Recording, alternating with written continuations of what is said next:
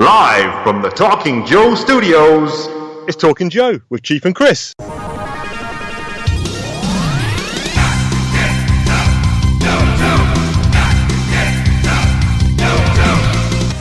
Hey, it's me, the Chief, joined by you. Diagnostic 80. Dun, dun, dun, dun, dun, dun, dun, dun, dun. I just wanted to put California Love in the background.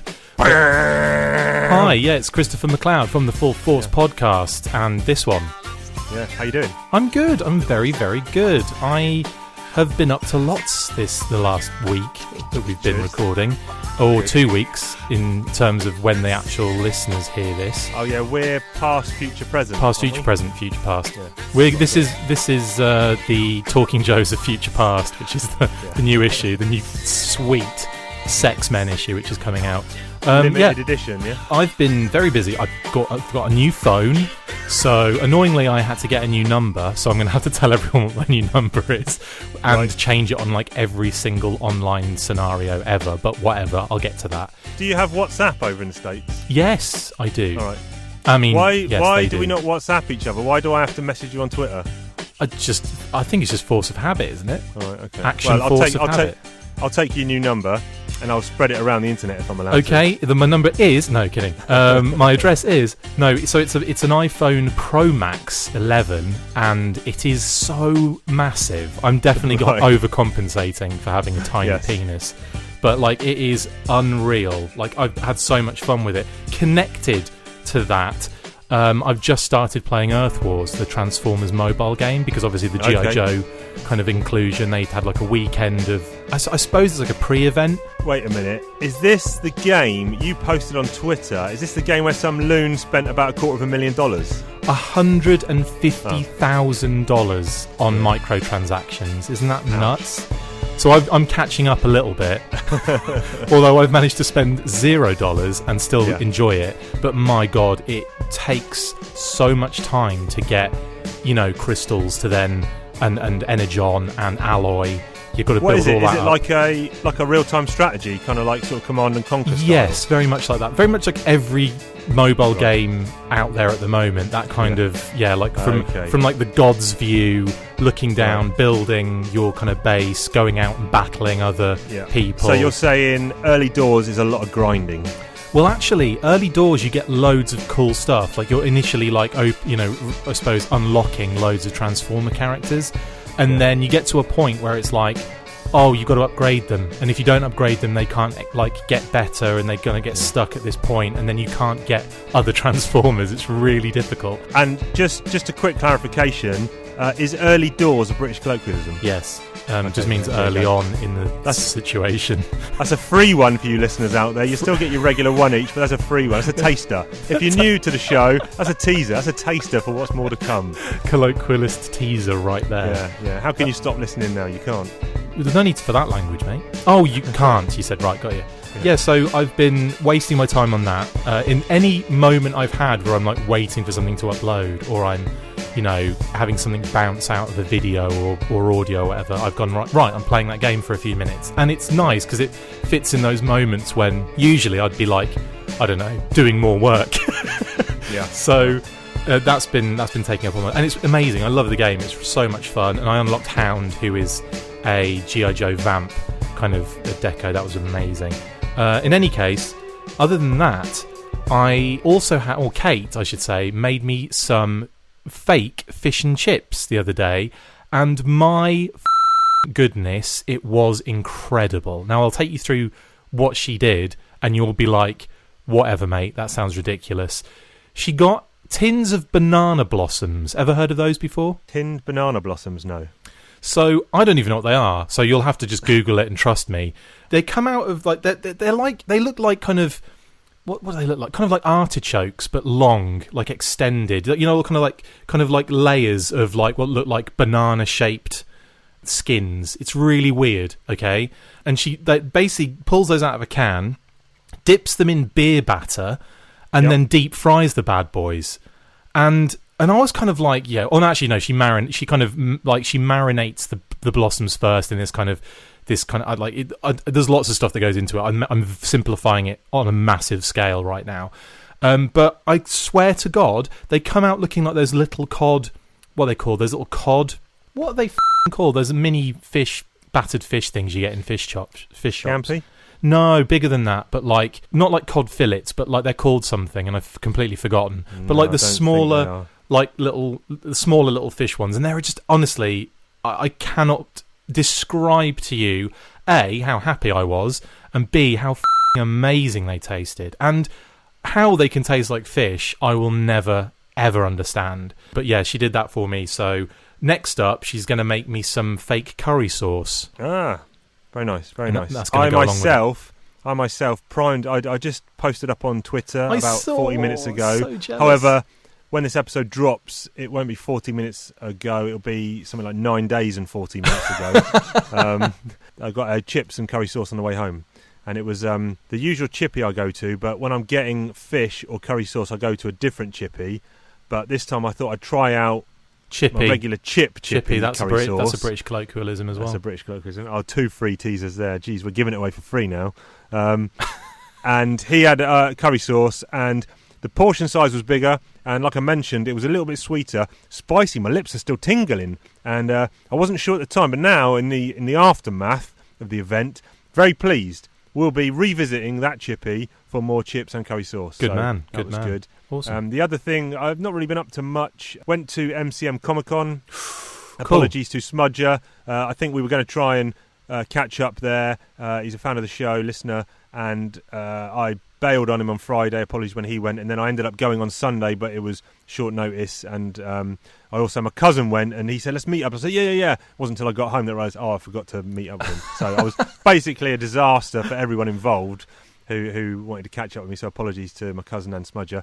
But I got a Hellboy. You better not do that to me when we come out to the UK in December. Yeah. I'll arrange to meet you, and I'll be like in Skegness or Bognor Regis. Istanbul. Yeah. I was like, where are you? I'm in Istanbul, you chump.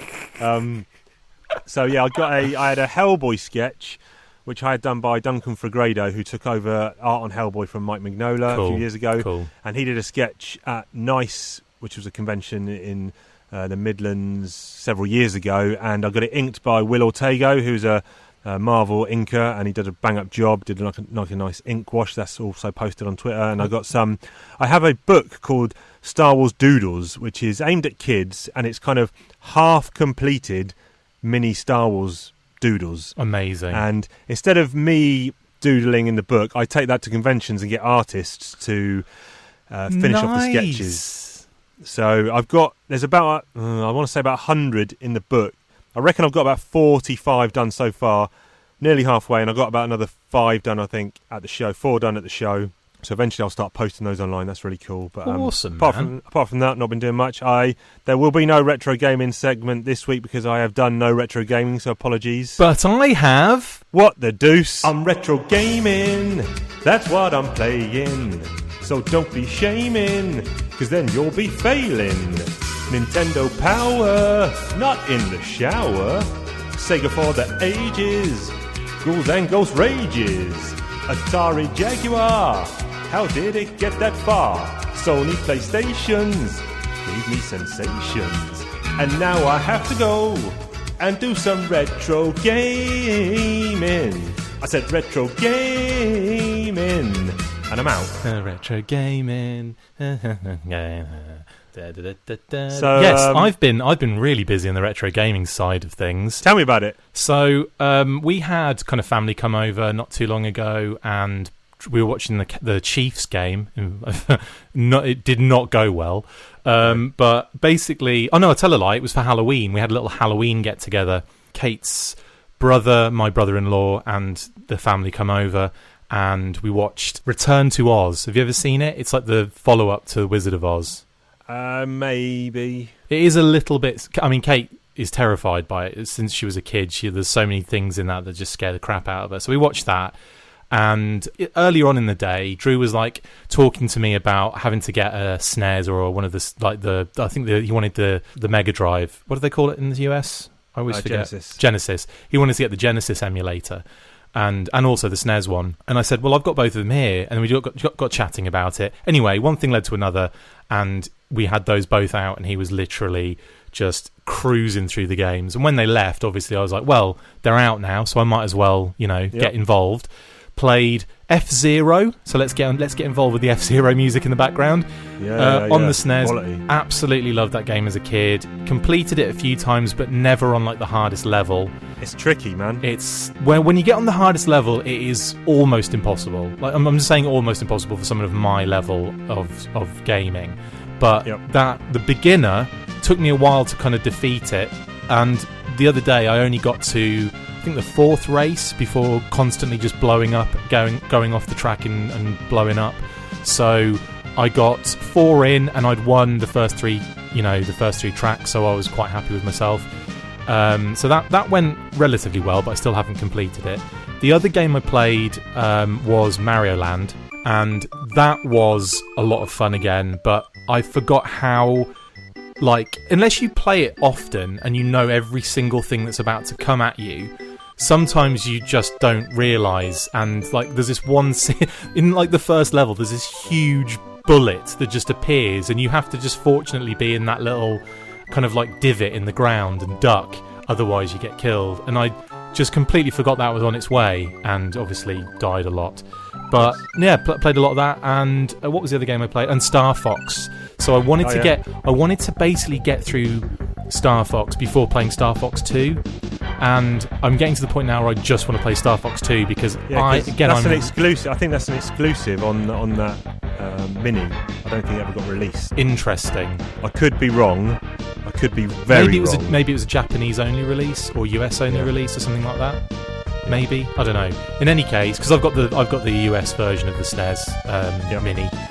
But and they call it the SNES or the Super NES or the Super Nintendo Entertainment System. They don't call it a SNES. Can you believe that? Interesting. Yeah, chumps. When I said that, people were like, what are you talking about? I'm like, what? It's easier to say, you weirdos.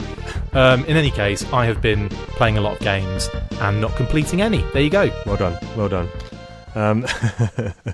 One other thing I'm tempted to do tonight, it being the 30th of October, is Game 7 of the World Series, and it's actually on at 8 minutes. How are we recording this episode before the Halloween episode has even gone out? Shh. It's, Game 7. I've got a bet on, I stand to win about 86 quid if the Astros are the World Series champions. Here they are, 1 strike away, 1 out away. 3-2. Here it is! The Washington Nationals are world champions for the first time in franchise history. It wasn't going that way for a while, was it? Well, it's all 6 games, bizarrely, have been won by the away team. So Game 7 tonight, it's 8 minutes past midnight. The problem is, there's no point in watching half a game. So it's not like, stay up and watch the first 4 innings. I know. Once you're committed to that, you might as well watch the whole thing. But I don't think I can afford to go to bed at 3:30 a.m. So what is it about American sports that just last for ages? Why is it why are 3... I guess we've got Test cricket, which lasts 5 days. But all right, fair enough. Okay, moving on. Let's talk about beverages. We're deep into the show already. We've got a drink in our hands. So let's beverage for the show. Beverage for the show. Do-do-do-do-do-do. Beverage for the show. Do-do-do-do-do-do. Now I am gonna go do-do and drink my beverage for the show. I don't know whose turn it is to go first. So I'll go first then. I got really... Sorry, I'm such a asshole. Do it. I got really lucky. I didn't have anything ready, and I thought, because I was out yesterday and I could have got it then. Didn't. Instead, I got your present for December. Wicked. Yeah, so you got that coming. So I raided the fridge in the garage, and fortunately, there was a Fresca sparkling flavoured soda, original citrus in the fridge. So I thought, I'll have that, thanks. In a standard metal can. Citrus flavour with other natural flavours. Established 1966. That was a good year for us, wasn't it? Yep. Less than 1% juice, 0 calories. So let's give this a bang, shall we? Oh, yeah. Oh, God, that sounds good. Done it on the old... Yeah. Over all the really expensive audio equipment. Here we go. Yeah. Yeah, it's nice. That's all right. That tastes a little bit like... Orangina, but like almost like a fainter Orangina, if that makes any sense. Yeah, good. Distant Orangina. What's your beverage rating? I'm going to give that a high 7. High 7. High 7. I have got a It's a bottle of beer. It is You mean Paradise. a bottle of gear? Yeah, it's Paradise Blackberry Milkshake IPA. Lovely stuff. Sounds No weird. idea. No idea. Let's have a go on this.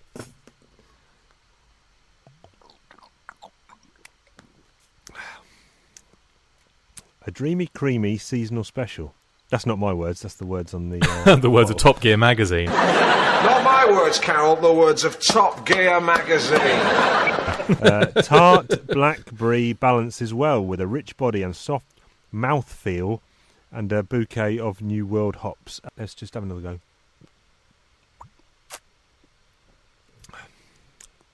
It's okay. I'm not getting any blackberry, but it's all right. It's going to do the job for the rest of this podcast, that's for sure. Good. What are you giving it? Oh, yeah. I'm going to give it a 6.5. That's quite good for me. I think I'm in a good mood, so we can only do one thing, and that's go inside Cheap's mind. This one will be familiar with lots of people. We had an exchange, me and you, recently. Yep. And do you know what I'm going to say? No. Okay. You was like, yes, we did. We talked. I know we had an exchange, though. We chatted via the Twitter chat, and literally one message from you, then one message from me were both auto-corrected incorrectly. Oh, I know what you're talking about, yes. And I'm tempted to... I should have got this primed ready. I was going to say I'll scroll back through the messages. I can't even think what they are now. But I'll tell you. I'll tell you. I'm there. I'm there Oh, yeah? already. Go on. Okay, so... Thing is, we talk a lot on Twitter. We're like an actual married couple on Twitter. Yeah. Here we go. Or can just do it during recording tomorrow, says you. I say, sure, let's do that. I will put the interview on the back burner for now and focus on the Halloween ep. Jesus, autocorrect can kiss my ass. Got an old bellboy sketching 10cm yesterday. Now I'm at it. Hellboy. Yeah. I prefer Yeah, bellboy. Or bellend. And that's how it finished. So, in fact, now discussing it, I don't know why that's annoyed me, because it's quite funny. Hilarious maybe is what it was. Maybe it's at the time annoying, post autocorrect, maybe jolly. I think that's a good thing, actually. It's a good thing to mention, because autocorrect is a pain in the moment. But when you read them back, my God, I'm actually holding back the lols right now. Yeah. So, can I suck back in Chief's mind? Gross. No, But yes, you can. Yeah, okay. I want to talk about comics. Comic talk, oh, comic talk. Larry Hammer writes them, Chief and Chris discuss them, whoa. Comic talk, oh, comic talk. Larry Hammer writes them, Chief and Chris discuss them, whoa. So, this week we are talking Real American Hero 143, 144, 145. Issue 143. Cover. Excuse me. Yeah, I cover. think that covers it, actually. Yeah, that covers it. This is Scarlett in what appears to be a swampy, quicksandy thing, trying to grab a branch above her head. Can we talk about quicksand for a second and how incredibly terrifying it was as a child?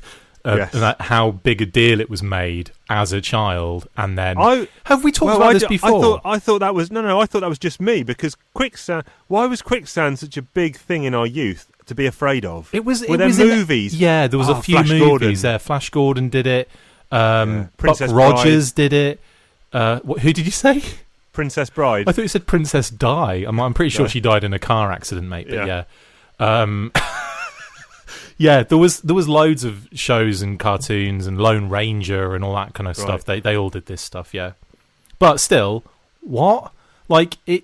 You just, I don't know, it just seemed to be such a big deal back then. Anyway, back to Snake Eyes. Anyway, it says trapped on Cobra's Dark Island. Wait a minute. Is it Cobra Island? I thought this place had no affiliation with Cobra. This is the confusing part of this entire story. Very quickly, this is a fill-in crew. It says a G.I. Joe Jam by Eric Fine, Jesse DeOrozco, Tim Turoy, and Dave Sharp. And then you've got Vic Sutherland, Tom Mandrake, M. Hands, Rick Parker, Bob Shireen. Mandrake. Master of magic spells and illusion. Enemies crumble in fear and confusion. Mandrake, defenders of the earth, fighters. it's a big list of creators here, and just to frame it, this takes place before the previous Ninja 4-issue Snake Eyes arc, because Scarlett is training in the training facility, and then Hawk comes in and basically gives her a mission to take her mind off of her not being accepted by Ninja Force, etc. And they send her to the Dark Island, and he says, "This is Safe House, the Caribbean island run by Madam Umbra. Her operation handles prisoner exchanges for the super nations and for a fee. Suspected that she is routing her funds into the coffers of terrorist organisations." But Cobra's never mentioned in the story. Yeah, that's true. You're very right. Like, it must be a mistake on the cover then. Yeah, so basically she's going undercover as a Russian spy, and she's taking Rock and Roll and Breaker as her supposed prisoners to be offloaded to this Safe House island. I've got to say that it's a flashback issue, and it's a one-off, and it's basically focusing on Scarlett, who has just come back and gone through that arc where she faked. I thought this was before that arc. Oh, you're saying this is after. That's a very good point. Continuity is between, was it 134 and 135? So this is just before the betrayal happens, right? I think. Oh, it says at the beginning. Continuity hounds. Yes, take note. This issue. Yes, you're right. So this happens just before. This is before, yeah, because that arc betrayal. I think is 135 to 138, yeah, whatever it is. But this is before the betrayal, yeah. Yeah, interesting. So this probably would have been better to happen before that happened, so that you could see her struggling with the Ninja Force. Yeah, side I think of things. it's probably one of those situations where Wildman's off the book and they needed a fill-in issue, and this was kind of the best they could come up with. The art isn't very good, is it? The art isn't very good. There's some troubling sort of scripting. I mean, there's a bit here where the three Joes are in a dinghy going towards the Dark Island, and Scarlett says, "There'll be trouble." And Rock and Roll says, "So sure, Scarlett?" And she says, "Uh-huh, I'm going in as a Russian, remember?" What? So Russians cause trouble? Is that what she's saying? Either that, or she's not Russian, and therefore it'll be an issue because she's not going to be able to, portray a Russian person very well. Right. Okay. That's how I read it. Yeah. Maybe. All right. Yeah. Maybe. We'll give them the benefit of the doubt there. But yeah, she goes in and they get rumbled immediately. They find out that you meet Madam Umbra, who's kind of like this fierce leader of this safe house. It's like some impenetrable fortress, and they get rumbled immediately. And there's a few silly bits. So Breaker and Rock and Roll have been put into a room with an electric guitar in there for some reason, and Breaker's like, "Don't worry, I can handle it." Oh, this is before they've been rumbled, actually. And he opens his belt up, and he's got like little toolkit, like some spanners and some screwdrivers. Why couldn't he have just had a briefcase or a bag with tools in? Because they didn't search him or anything. I don't know. I don't know. This issue, long and short of it, is basically filler, and it doesn't really do much to do anything. It's really just a throwback. One thing it does do, I suppose, it does give us a throwback to see Breaker, who is obviously not with us anymore in the continuity. So it's nice to get a character that you didn't think you were going to see again, pop up again, which is nice. Because there's also supposed to be a prisoner exchange. Scarlett is bringing in the Americans, theoretically, to exchange or dump off, and she's going to take out a Russian prisoner. And it turns out that he is then just disposed of very quickly, and I'm not sure what the whole point of him was.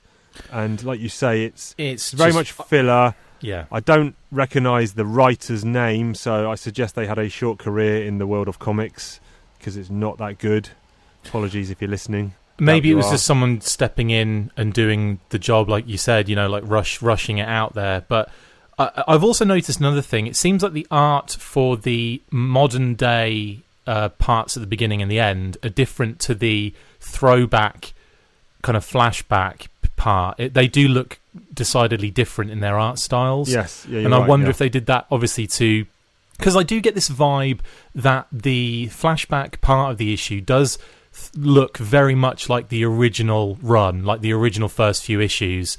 That kind of vibe they've got going on, and it's probably the use of the characters, but also I think the layouts and the way that they're drawn are very similar to that early G.I. Joe Marvel kind of style. So I think they've done that on purpose, and then when they come back to Scarlet, it's all like a different style again on purpose, almost to show a like a growth or like a distance between the two art styles. But I must say that I'm not a fan of this particular issue, and I don't think it's very strong, which is a shame because I love Scarlett and I love her Ninja Force character as well.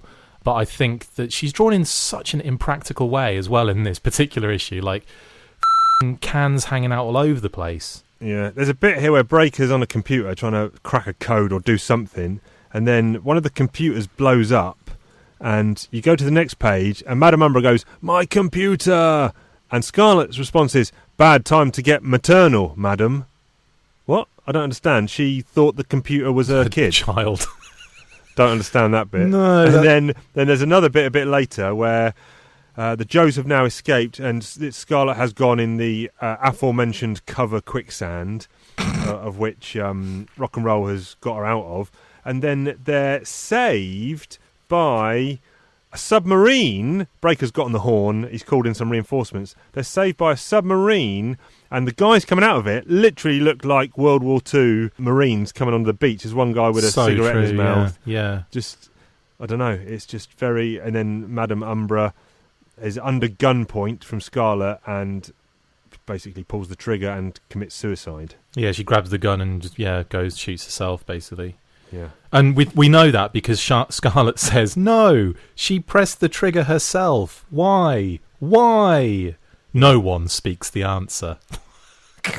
What? And then you get, because the writer didn't know. Then you get the final framing page back to the present day where Scarlett is getting the pep talk from Hawk, and she's got a ninja sword, and that Star little Wars, isn't it? That little ball is like the remote when Luke is on the Millennium Falcon, isn't it? And the remote even looks like it. It's like with the blast shield down, I can't even see. How am I supposed to fight? Your eyes can deceive you. Don't trust them. With the blast shield down, I can't even see. How am I supposed to fight? Your eyes can deceive you. Don't trust them. Zwap. Yeah. I could almost see the remote. And then we've got to talk about the last bit. See, you've got to believe in yourself and put the rough times behind you. Move on. It's the only way to stay sane. And she says, you're right. It's just hard for me to accept the fact that I can't save everyone every time, but it is something to strive for. What? I mean, that is just utter rubbish, I think. Yep.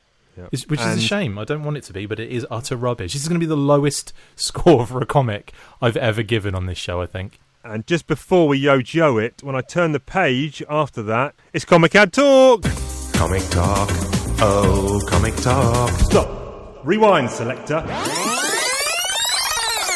It's Comic Talk, but not as you know it. I'm asking Chris questions, let's hope he don't blow it. I found some ads in this comic I'm reading. Chris's brain is working overtime, I think you hear it bleeding. NFL and NBA trading cards. He's digging up answers like bodies in graveyards, cereal, candy and video games. His knowledge is good. Is it as good as he claims? Can he name the X-Men or even the Avengers? Landing answers like, right, we might need some dentures. If you don't like this segment, you best take a walk, because it's Comic Ad Talk within Comic Talk. So, I have got an advert here for an Acclaim sports game. It says 16 meg gridiron action on both Genesis and Super NES. Stiff arm blocks, jukes, blitzes, diving tackles and more. All 28 teams. 128 offensive and defensive plays, playoff and Super Bowl matchups.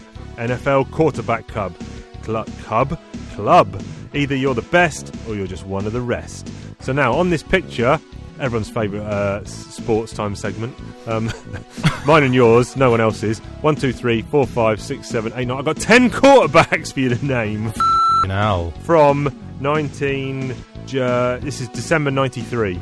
Can you name them? I'm happy to give you teams. Okay. If you want. That works. Okay, let's go. I'm just going top. I'm going left to right, top to bottom, as you would read anything in the Western Hemisphere. There's the Western Hemisphere, it's not even a thing, is it? North and South Hemisphere.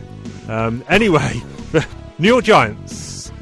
New York Giants. I believe this man won a Super Bowl and then got injured in a subsequent season, and the backup went on to lead the team to a Super Bowl victory. No, sorry, I can't think of any. I can't think of a Giants quarterback. First name Phil McCracken. Yes. No, Phil Simms. Yeah, I never would have got that. Never would have got that in a million years. Next one. This man lost 4 Super Bowls in a row. Fudge. Why don't I know that? What team does he play for? Buffalo Bills. Oh, the Bills. Oh, goodness me. No. Jim Kelly. Didn't know that. 4 in a Okay, row. next one is Redskins. I'm not sure how long a career this man had. Was he post Redskins Super Bowl? Yeah, Redskins won the Super Bowl in 87, I think. So he would have been post. So Doug Williams won the Super Bowl with the Redskins, first African-American quarterback to do so. Then this man, I think, when Doug Williams faded away, this man came in. I don't think you're going to get it. I'm just going to tell you. Hang on. I think... His surname is like... You buy some fruit at the grocery shop, you bring it home, and it's not quite ready, so it needs to... Ripen. Yeah. And then it's not quite ripen. It's something just a little bit different. No, I'm not gonna get it. Mark Rippon. Yeah, I was not. Yeah. Next one is this guy loved to scramble around as a quarterback. He's kind of a big lanky guy. Cunningham. Yes, Randall Cunningham. Very good. Then this guy also used to like to run around. He won Super Bowls. He backed up and then superseded a very famous Hall of Fame quarterback. This guy's Hall of Fame as well. I think this team's won 4 Super Bowls. Very, very famous quarterback that he replaced, and I don't know if he's still in. I think he's better than what team? San Francisco. Young. Yes, Steve Young. This guy has come up before on a previous segment. Elway. And you didn't get him last time. It's not Elway then. Played for the Houston Oilers. Oh, Sugar Plums. It's in the sky. Moon. Warren Moon. Yes, Warren Moon. Well done. Right, okay, this guy... Do you know, I almost had Warren Moon on the tip of my tongue, and when you said in the sky, I'm like, oh no, it's not Warren Moon then. Thinking, hang on, no, it is. It's just at night. Right, yeah, he's not in the sky. Yeah, right, okay, yeah, Warren's son. This guy, I don't really remember him playing for this team. He more famously played for another team. He is also an NFL analyst on the TV. He's a comms. And his first name is a loud sound, and also the name of a young X-Man. Or she was young, and then she changed her name to be like a double-barreled version of this name. She was in X-Force. No, you've thrown me completely off. Boomer Esiason. Oh, Boomer. Yeah, okay, carry on. And then you've got 3 more to go. Hang with us, people. We're getting there. This guy played for the Browns. There's a couple of movies centering around a dead man, not on a weekday. Bernie. Yeah. I don't know. You're gonna have to tell Bernie me. Kosar. No, I wouldn't have got that. Okay. This guy, think about a horse with people inside it. Oh, Troy Aikman. Yeah. I think it's better when I give you like silly clues. Well, I've got a few quarterbacks written down, as in that when you mention quarterbacks, I'm like, right, just write as many quarterbacks that I know from that era down, and Troy Aikman was on that. This guy you've said already in this segment today. John Elway. Correct. We did it, people. We did it. Let's move on to issue 144 quickly. So on this cover, you have it wasn't as long for them as it just was for us, don't forget. No. We had a power cut, people. In the middle of that, we had a power cut. Can you believe it? My missus did the ironing and it tripped the fuse in the house. Lights went out everywhere. I'm going, Chris, where are you? Then I realised what had happened. I was dead. Anyway, he was dead. We brought him back to life with the power of Joe. The power of Joe. Yeah. Next. So, G.I. Joe starring Snake Eyes, issue 144. He is on the cover holding a limp Scarlett. They're both in their combat fatigues. His face is kind of shrouded in shadow, and it says The Untold Origin. So this is a callback to another flashback. Another flashback. Yeah, when we got I think it was issue like 26 and 27. Can I just say something that we didn't talk about in that last issue?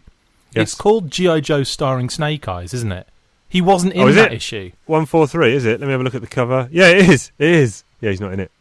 Ninja Force had talked about. It's not even Snake Eyes' name reference. So yeah, incredible. And Cobra wasn't even in it. So anyway, can I just say in this cover, I feel like it's a great idea and it's really poorly executed.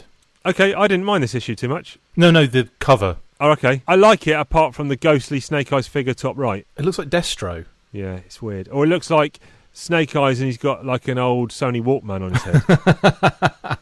You just described Destro, yeah. Not a Walkman, but a Walkman headphones, obviously. That would look silly if he just had a Walkman sitting on top of his head. So we saw this briefly back in, I think it was 26 and 27, where we're getting a bit of Snake Eyes history. No, was it 26 and 27? It was another throwback throughout the Marvel run. Yeah, we see like a very quick...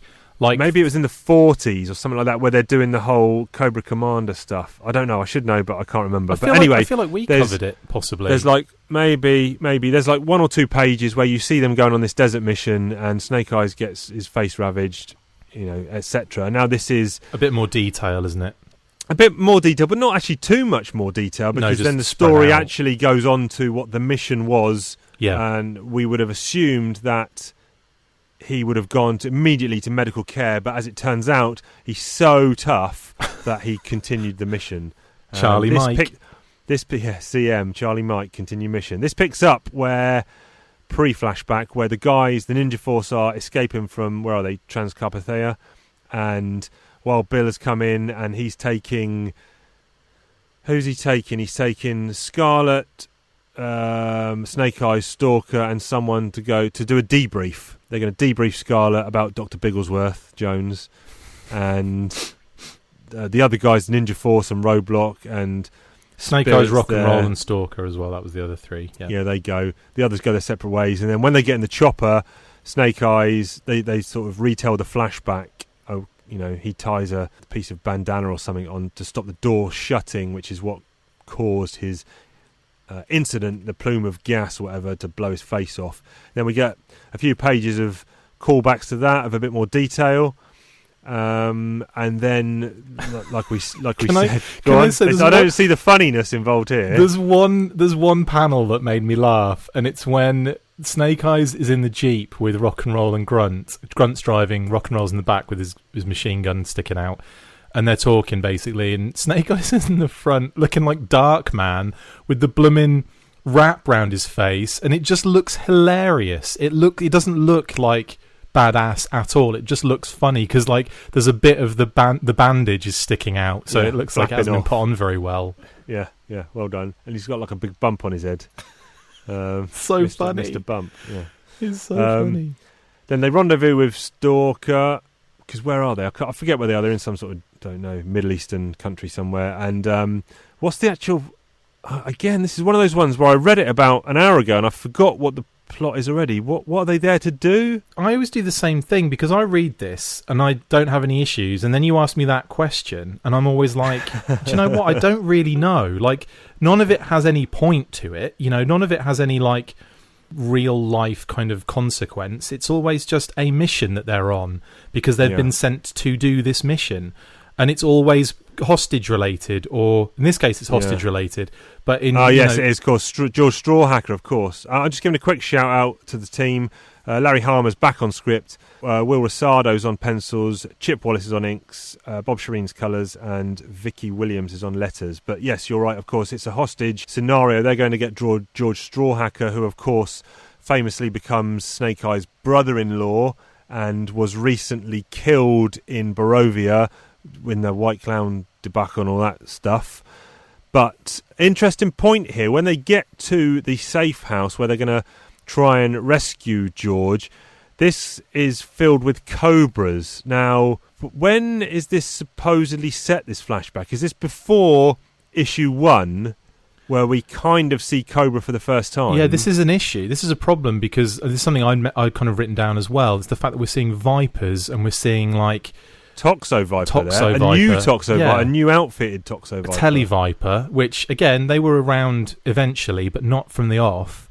So it's almost kind of basically saying they've been around this long, we just didn't have them in toy form at that stage. Do you know what I mean? It's like they existed just off panel. And I don't know when, I can't remember when this was set. I'm sure this is way before, mate. This is way... got his face...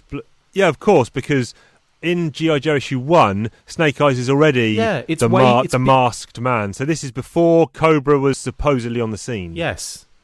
So this is basically way before issue 1. So it makes no sense that those guys should be in there. However, I said, lost the plot it's almost like they threw them in there just because it's like, well, we'll just claim that they've been around forever and we just didn't have them yet, Okay.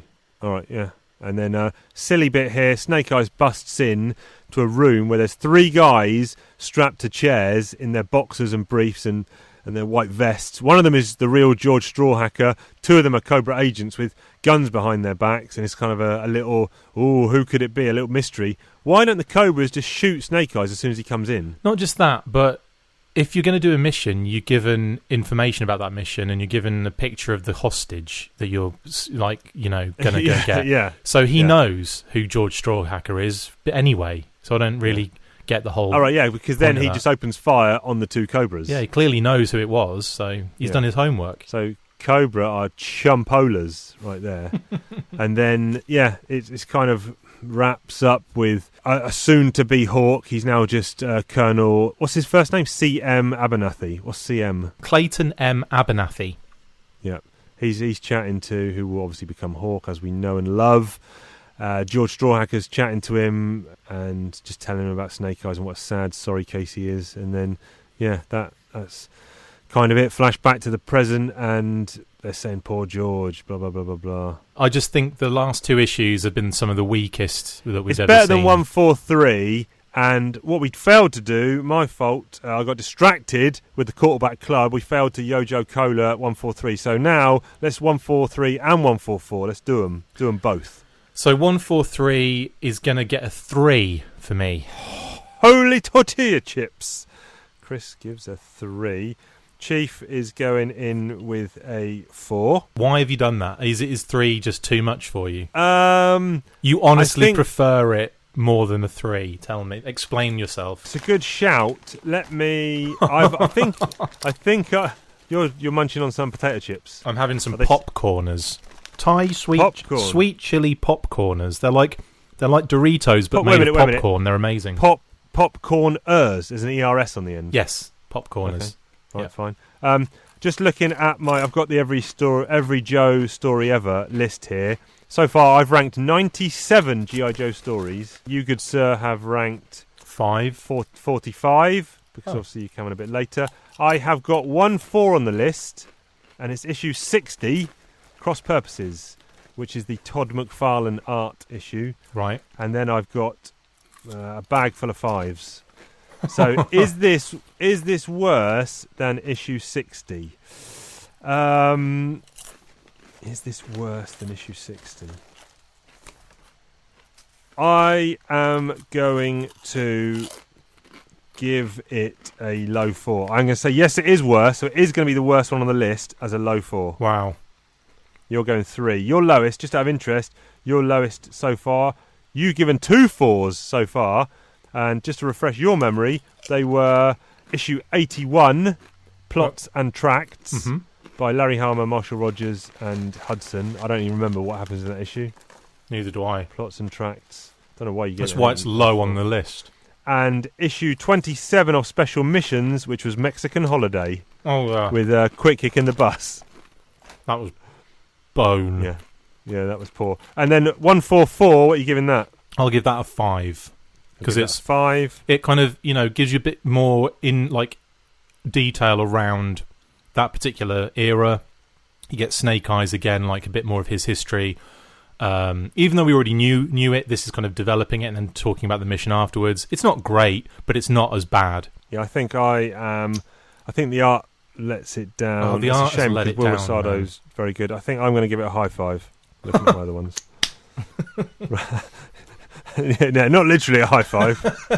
I was a bit slow there. Right, let's move on to issue 145. Cover in this issue, Cobra Commander wins. I've read the issue. Not sure he does win. I know, that's another thing. It's really what? Does he? What's he winning? But anyway, he's on the cover, clenched fist, flanked by Mindbender, the dude from Borigia. What's his name? Metz. Someone who's on the left of Metz. Don't recognise. Both sides, aren't they? They're just nameless vipers. Probably supposed to be something that, and we just can't work out who it is because it's drawn so poorly. Okay. And this is script Larry Harmer. We've got a new regular penciler for a few issues, which is Phil Gossier. Inks is Chip Wallace. Colours is by Chai. Much better art. Lettering is Vicky Williams. So, yeah, I mean, it's more cartoony. He's like a poor man's Michael Golden. Michael Golden, you'll remember, did some of the work in the annuals. Did he do Bucky O'Hare, did he? Golden did, yeah. And yes, so it's a bit more cartoon. It's kind of... But some of the art's nice. And page 3, immediately, Yes. White Clown and Amagda killed in action. I mean, I'm not one for really enjoying the deaths of characters. It's not really nice. Murder, let's just say murder is not something we condone on Talking Joe. However... I would have happily just not seen them again, but no, we had to have them killed. And what's interesting is that Metz is like talking to them, and he's like basically throwing out all the bull or the bravado or whatever, and Cobra Commander just comes up and just absolutely rat-a-tat-tats them to death, which is really brutal and really kind of like, what? Last we kind of saw Metz was the scumbag who...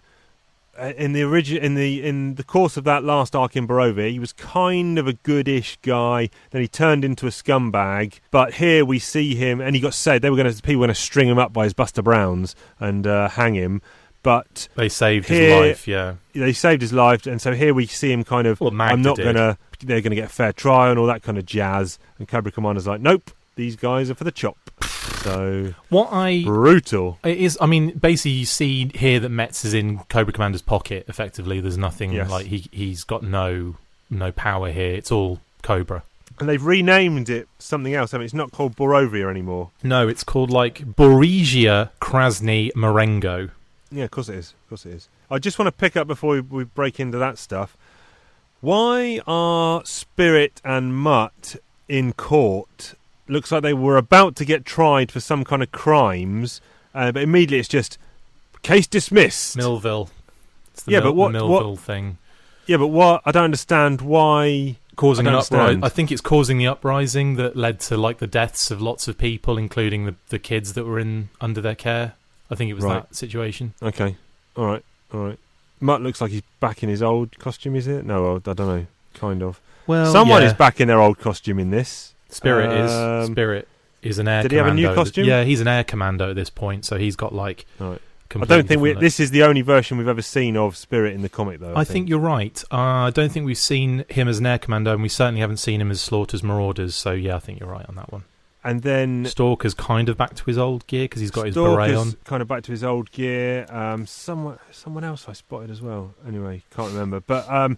there are plenty of people in new outfits, which means it can only be fashion talk. Armani, Prada, Versace too. Joe's changed their outfits from black to blue. Duke and Hawk, look but don't gawk. Changing their kit, whoa, is that legit? Swapping camo jackets, headgear and boots. It's now neon colours and funky spacesuits. Sci-fi stalker and even Roadblock. While Bill, Flint and Mutt gave me a shot. So go take a walk if clothes aren't your passion. Cause it's comic book talk and lovely G.I. Joe fashion. Fashion talk. So here we see Star Brigade. Yes, we do. And this is Roadblock, Sci-Fi, Payload, Space Shot. New character. Yep. Okay, and Duke. Correct. And they've all got new outfits. Correct. And they all had figures. Just outfits. Before you say to me, I didn't realise they had action figures of these. They all were actual action figures too. They strike like lightning across the globe. A Cobra force more powerful than ever before, destroying everything in their path to get the raw materials they need to construct the ultimate weapon and rule the world. But standing in their way, the greatest fighting force ever assembled. Bigger, tougher, and more determined than ever to crush Cobra with awesome new combat divisions. G.I. Joe Battle Corps. We're gonna knock you cold. G.I. Joe Ninja Force. You'll be seeing stars. G.I. Joe Mega Marines. This fight's really getting ugly. And G.I. Joe Star Brigade. We gotta stop meeting like this. The lines are drawn and the forces of good and evil dig in for battle. And this time, the battle's bigger than ever.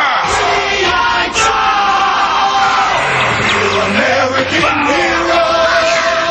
All the explosive action in Marvel Comics. I didn't know. So Space Shot, he was a pilot of something, or he was just a space-based No, guy? he came on a single-carded Star Brigade carded figure, so he was just a character. Right. Effectively, they're all like space pilots in a way. And the space bit nothing much really happens. They launch. You don't know at this point why they're launching. Yeah. That's going to come next episode when we cover the next 3 issues. But the only other thing I was not the only, unless there's something you want to discuss about these guys. It's mentioned here when the space shuttle launches. Yes. It says in the High Sierras, we get Scarlet and Snake Eyes, who are just on it by a bonfire with Timber, enjoying a nice peaceful thing. And they see the G.I. Joe space shuttle in the sky. Whereabouts is the High Sierras? This is an honest question. I don't know where that is. I looked it up not too long ago. The G.I. Joe ago. base is in Utah. My only question is it close enough that they would see the space shuttle? It's in California.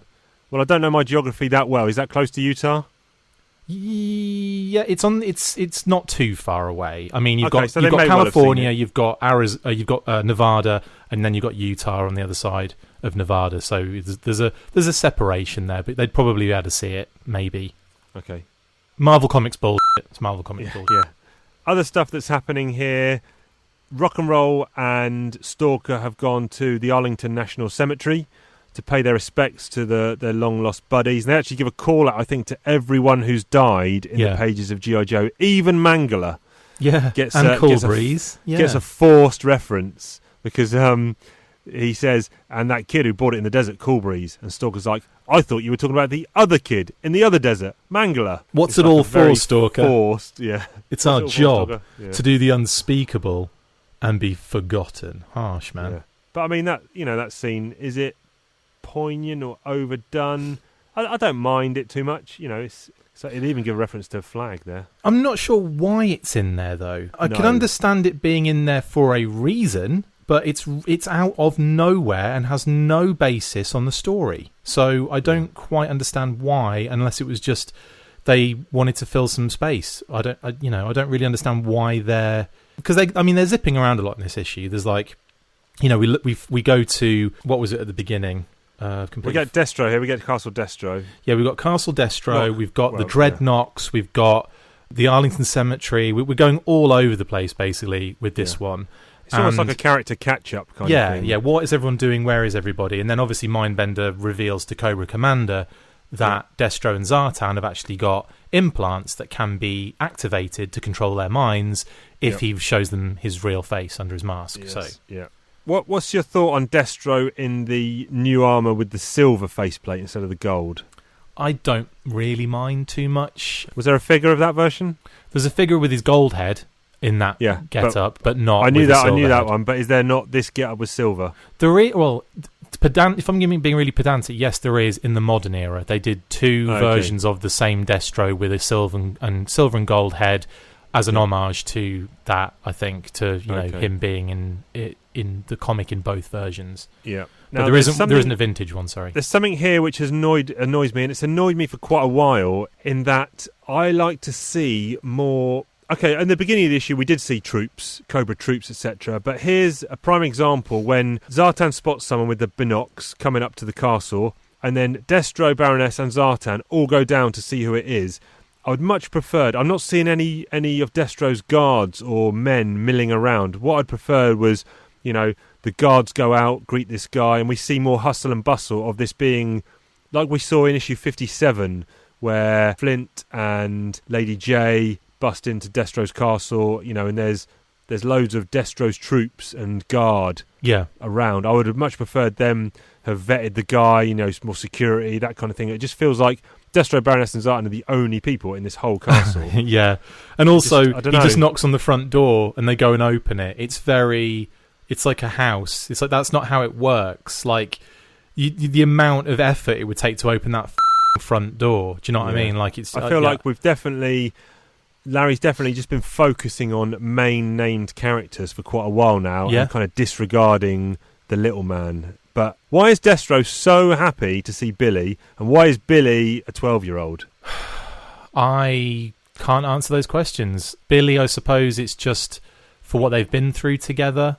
But at the same time, there was always a joke an in-joke in the community that Billy aged really quickly and nobody else did. Everyone else is exactly the same. It feels like it's been like a year and it's like in time, and he's jumped about 10 years. So yeah, it's weird. And why is Zorana driving a motorbike through the window? Comic effect. Yeah, I think. Effective with a shoom. We also see the other thing I found a bit kind of throwaway was like the Ninja Force setting up a dojo for free in like a rough neighborhood, and then they have to fight some thugs who kind of, scare them with guns, and they just do them over, and it's done. And then the kids come over and they're like, "Oh, that was so cool, man! Yeah, teach us the ways. How much will it cost? It's free." Like, what? And then he says anybody can join, even the DTKs, which was the gang earlier. Does that stand for anything, do you think? The DTKs. Don't touch kids? Yes. Even they can join. Why are we letting them join? Because they don't touch kids. Right. Yeah, fair, I suppose. Fair. Anyway, I feel like these 3 issues are very throwaway. Like, I don't, there's a big the thing is, it's leading up to Cobra Commander getting control of Zartan and Destro again, which is significant, definitely. And as if Billy turning up unannounced with no alarms going off wasn't enough, next thing you know, they're all sitting down with a turkey roast, Baroness, Destro, Zartan and Billy, and there's a knock on the door, and it's Cobra Commander, all on his own, and then pulls his hood off, because his face is supposedly going to transfix Zartan and Destro, but we'll have to find out what happens next issue. Well, what are you going to give it? I'm going to say this one gets... I'm going to give it a 6, a low 6, because the art is good enough for it to not be as as the other 2 we've just read. Yep, I think I'm also going in with a 6 as well, which is... I've got some letters. I've skipped ahead a few issues, just some letters. And let's have a look. Yo Joe's, Re144. I'm glad to see that such a defining moment in Snake Eyes history has finally been fully detailed. I've been waiting with the story for about 9 years. I'm glad that you remembered Grunt. All in all, good job. Nathan Gillespie, 2026, Muscatine Avenue, Iowa City, 52240-6470. Give Nathan a letter, let him know you've read his letter. Hello, Joes. I am very disappointed. The G.I. Joe comic is getting out of hand. The characters are too much of superheroes. In issue 144, you rewrote Snake Eyes' origin. There is no way Snake Eyes could go on a mission with third-degree burns and major tissue trauma. You made him look like the accident never happened, when he, in reality, should feel agonizing pain as he moves. Not even a ninja should be able to handle that. It is time to get real. Over to other things. Get rid of that blasted brainwave scanner. Hey, you like this guy. Every plot you make involves that thing. And last but not least, Firefly, the faceless master of the Rashikage clan. Come on, that's too much. Firefly is a saboteur and assassin, not a ninja. Henrik Eriksson, Ringvagen, 106, 13731, Vastahanagach, Sweden. I don't mind it being fanciful and crazy and ridiculous, but it has to be good. And I think that some of the issues were really struggling to do that, because you can be fanciful and crazy and at the same time be really entertaining. It has happened in the last 6 or 7 episodes we've covered. It's just been dramatically up and down for me, like either hit or miss, really. Yep. Yeah, that's fair. Next week we'll be doing 146, 147, 148, which I think is mainly Star Brigade stuff. Star Brigade to save the day. And I assume Cobra Commander Destro Zartan concluding stuff, but I haven't read it in a long time, so we'll find out. But right now, we've got to talk about toys. Well, I don't, you do. Chris talks about toys, ho ho. Chris talks about G.I. Joe. He talks about all the things from the comic book and the animated show. Chris talks about toys. Chris talks about toys. Chris talks about toys. Chris talks about toys. I does, and I is going to talk about Ninja Force Scarlett, because let's face it, we didn't have much to really choose from in those issues in terms of kind of characters and figures and stuff. Like, I could go for some... Yeah, quick intercept. You don't have to base it around the comics we've read. No, but that's the whole point of my Chris Talks Toys segment, is that it kind of marries nicely with the episode we're covering. It's like thematic, Got it. I know what you're saying, though. Like, I don't have to go with that. I just feel like it's a nice, tight bundle of product that we put out. In any case, G.I. Joe Ninja Force Scarlett, the counterintelligence specialist, which, I've got a lot of counterintelligence in my head. It's just not intelligence. Now, I've discussed the Ninja Force figures in the past already, because obviously we've been in that era and we've covered Night Creeper, Snake Eyes, and Zartan just hasn't gone out yet, has it? So this particular one, I thought I'd look at Scarlett, because obviously she's really prominent in a couple of the issues that we looked at today. And her figure is also quite close to me because my wife Kate has cosplayed as this particular character, and she did an amazing job.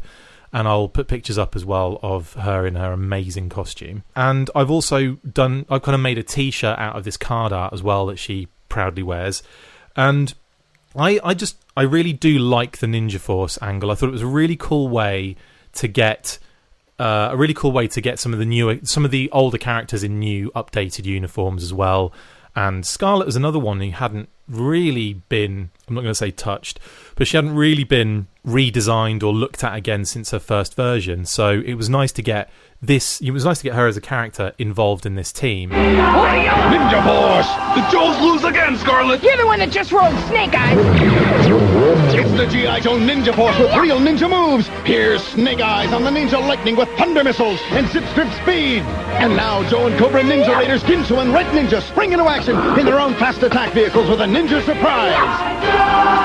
G.I. Joe Ninja Lightning and Ninja figures sold separately. Ninja Raiders come with exclusive figures available in May. Oh, we need that gold to build our ultimate weapon! And she's always been known as being martial arts heavy, close with Snake Eyes, she's learnt a lot off Snake Eyes, and obviously learnt a lot herself without him. So it just goes to show that she's just as important for a Ninja Force sub-team as Roadblock is for the Star Brigade. Do you know what I mean? Like, he's the last person you'd think would go into Star Brigade. He's just a heavy machine gunner, effectively, and a bloody huge fella. So you kind of think, well, why couldn't Scarlett be in the Ninja Force? She most certainly can. Which is annoying to me, why she was written in the comic very kind of like, especially in that first one, the betrayal issue, where it was kind of like, oh, I'm not very good at this. I'm a bit rubbish. I'm going to run away. She's obviously better than that. And so works really well for this particular sub-team. Now, as a figure, she isn't the best. Great head sculpt.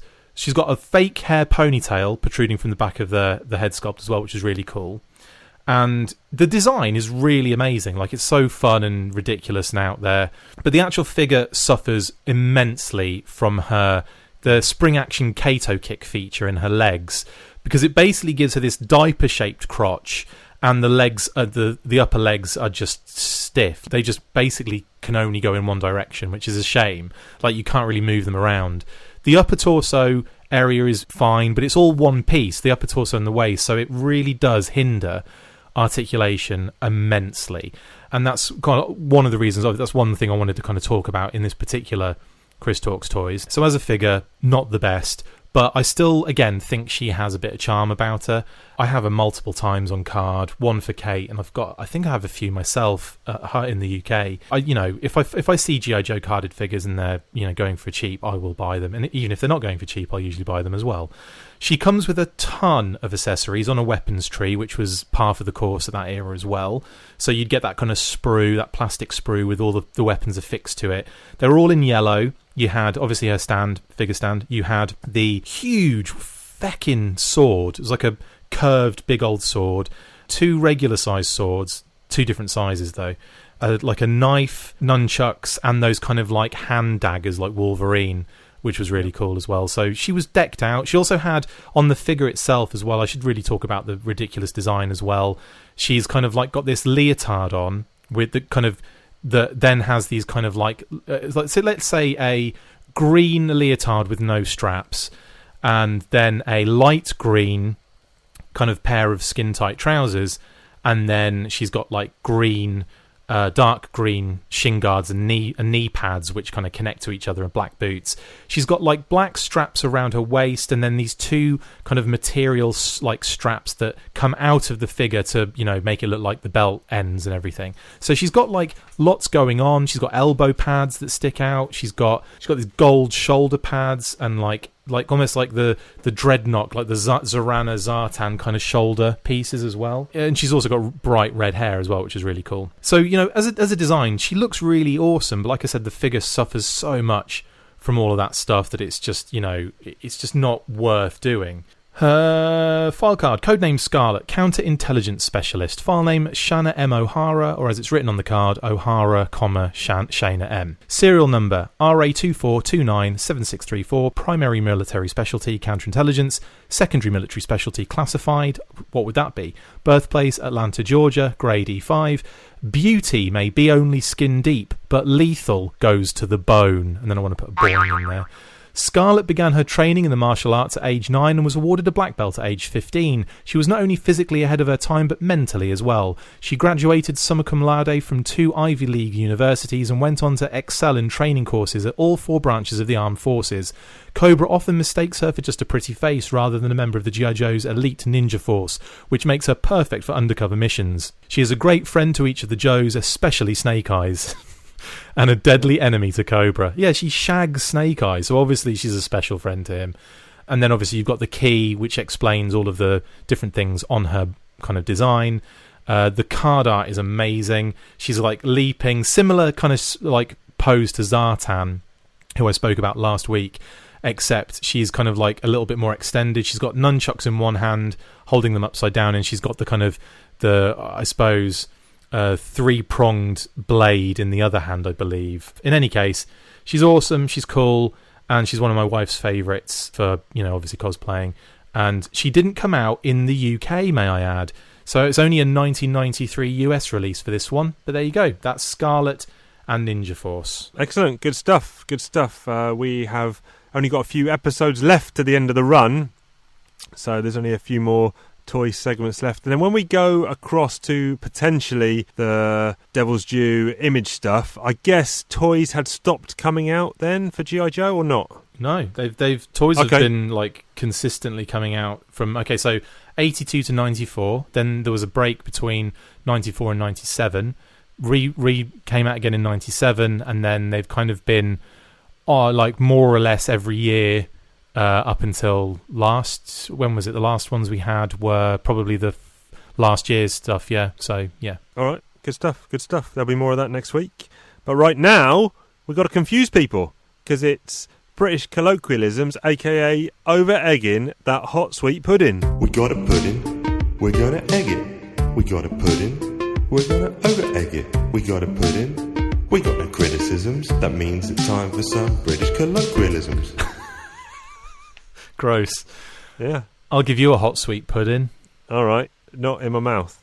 My one I heard on another podcast, and this one was someone was being silly or something was a bit stupid, and they said, "Oh, that's daft as a brush." Basil. Yeah, Basil Brush. Daft as a brush. Daft as a brush. I kind of not sure why brushes are daft, but we're both as daft as a brush. Okay, the phrase originated as soft as a brush, and the brush is the tail of a fox. This is plausible in that soft is a northern English term for stupid, and foxes' tails are in fact quite soft to the touch. Boom, boom, as Basil would say. What have you got? My one is a interesting term because it originates from Australia, but is used significantly in the Norfolk colloquial dialect. Jeez, I got no chance. So basically, I always like this one because it's basically hoy. Have you ever heard hoy before? H-O-Y? I only know Chris Hoy or ahoy hoy. Okay, so hoy, or to hoy it over there, would be to throw something. So hoying is throwing, and it's something that is said in Norfolk dialect. And where I grew up, just hoy it over there, shit. Hoy it over there, shit, yeah. Horson. So, like, hoy becomes like a throw it over there scenario. So that's, yeah. But it originates from Australia, and give us a hoy means throw it over here. Okay. I was at the birth today of a brand new British colloquialism that was invented in my work office today. Brilliant. And I don't know if I should save it for next week or if we give this one away free as well. Well, you probably want to hear it now. Save it. Oh, save it. Oh, yeah. I'm saving it. Ruin my life for a week. Yep, saving it. Oh, you've got to tune in next week because it's an exclusive, Talking Joe exclusive. We reveal the latest British colloquialism to hit the globe. You want to be on the ground floor, so you're going to want to know. And so tune in next week for that exclusive. But I guess there's only one thing to do before we close the show, and that is... Chief asked Chris a question. Chief asked Chris a question. Meep moop. What'll he say? What'll he do? When Chief asked Chris a question. Answers it. I am tempted...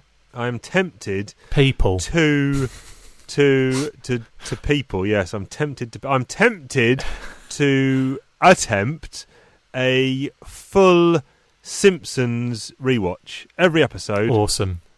And bit scared, but they've done that like 3 times this year on FX on cable. The Simpsons from first to last has been on a bunch of times this year already. Okay. Well, my question to you is, who is your favourite kind of second-tier character? Probably, that's a bloody good question. It's almost an impossible question to answer because there are so many great characters. What am I talking about? My favourite, easily, 100%. I don't know why I was even faffing about. Troy McClure.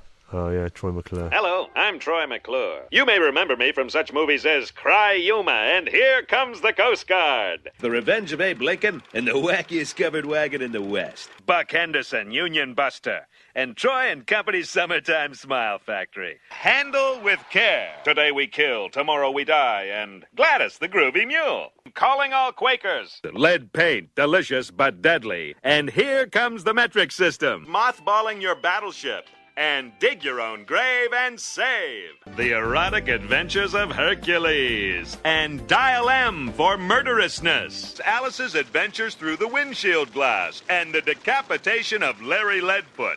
P is for Psycho. And The President's Neck is Missing. Out with Gout 88 and let's save Tony Orlando's house. Smoke yourself thin and get confident, stupid. The Boat Jacking of Super Ship 79, and Hydro, the man with the hydraulic arms. 2 minus 3 equals negative fun. And Firecrackers, the silent killer. Alien Nose Job, and 5 fabulous weeks of the Chevy Chase Show. Designated Drivers, the life-saving nerds, and phony tornado alarms reduce readiness. Andre the Giant, we hardly knew ye. And Shem Powered, today we mourn a stooge. You may remember me from...